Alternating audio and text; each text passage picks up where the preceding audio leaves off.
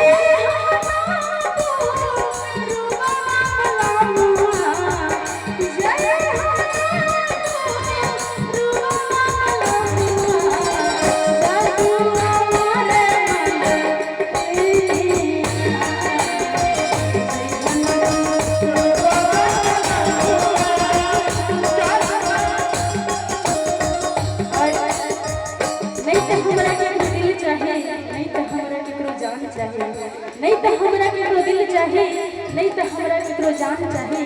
हमर दिल के जे हाल समझ सके बस इंसान चाहिए, बस इंसान चाहिए।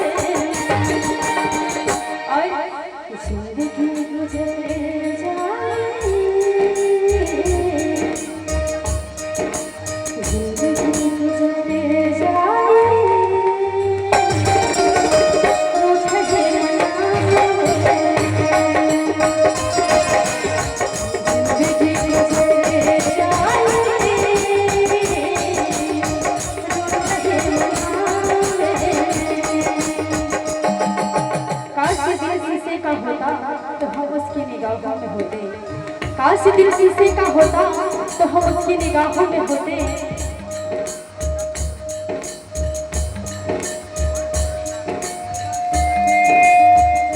एक मिनट बोले कि नहीं गाने से सुनने वाला सुनना चाहते हैं।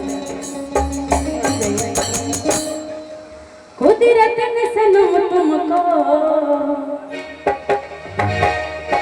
कुदरत ने सनम तुमको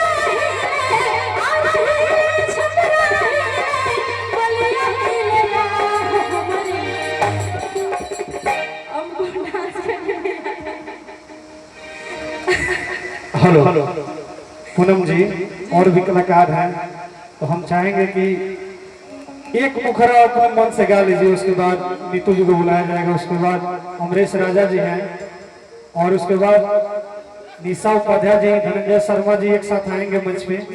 मात्र एक मुखरा गाइए बस अपने मन पसंद से। आइए के साथ मरैया